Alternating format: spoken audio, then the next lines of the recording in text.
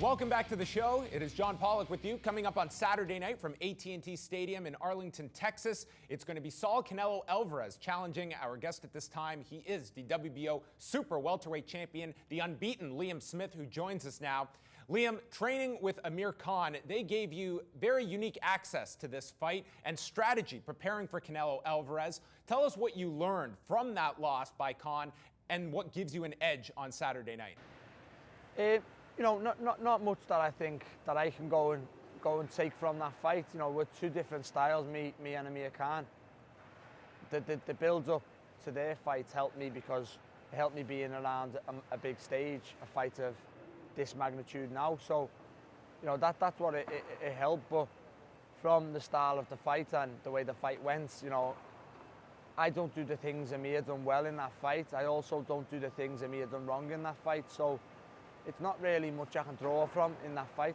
When you speak about the elite level that you are competing upon against Canelo Alvarez, the tiniest of errors can be the difference between a win and a loss.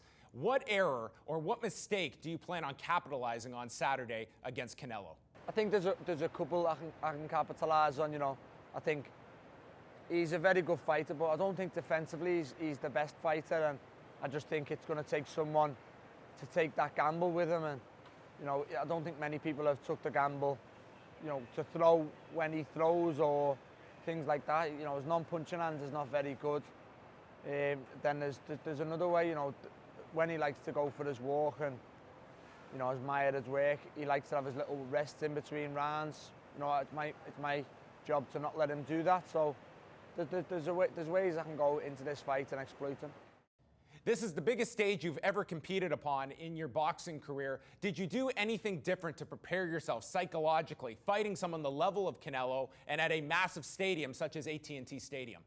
No, because it's one that I've been asking for. It's one that I feel I'm ready for, and you know, we haven't changed much in camp. We've changed the little bits here and there towards the sparring partners and the technical side, but condition-wise, we've kept the same.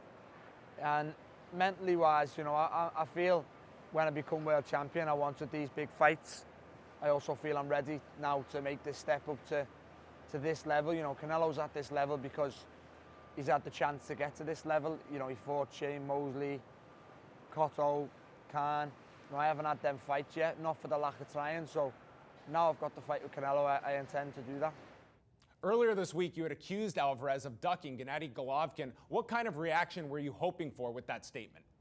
You know, people are saying I accused him of ducking him. It's just I knew he was going to duck him because he's not big enough to fight him, and it's as simple as that. I don't blame him for ducking him, because to me, Triple G beats him. He's too big for him, too strong for him, and probably hits too hard for him.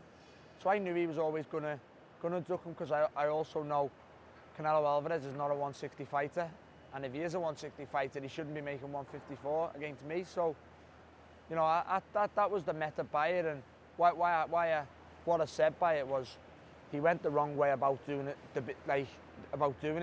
If he'd openly come out and said, you know, I'm not big enough just yet, I'll fight him next year, then that would have been understandable. But because he kept saying, I'll fight him, I'm not giving my title up, that's what made him look kind of silly, because then when it come to it, he gave his title up and he ducked him. You have a very high comfort level inside of the ring, but how comfortable are you going to be not only facing someone the level of Canelo, but also in a stadium that will likely be very pro Canelo on Saturday? I'm very, very comfortable. I think if you've been around me fight week, you know, I think a lot of people are saying it now. They don't, you know, they can't believe how calm we are. And you know, I'm a calm person, and you know, nothing's going to faze me. You know, coming in here in front of so many thousand Mexicans won't bother me in the slightest. And you know, you'd have to know me outside the ring to understand what I mean by that. But you know, I'm here to fight, and trust me when I say that. And you know, we're coming here to win. And from your point of view, do not be surprised when I beat Canelo Alvarez. Alvarez has stated that you have a, quote, Mexican fighting style, and he's predicting a very exciting fight. You've promised to make it a long night for him. What should we be expecting on Saturday night? A very good fight style-wise. You know, I think both styles will gel for a good fight. Canelo's at his best when he's, you know, going forward, letting his hands go.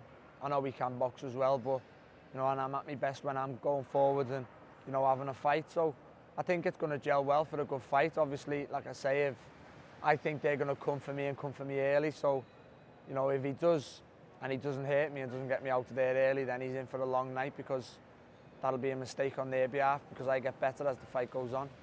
Liam, I want to thank you very much for the time and all the best going into Saturday night. Thank you. Thanks very much.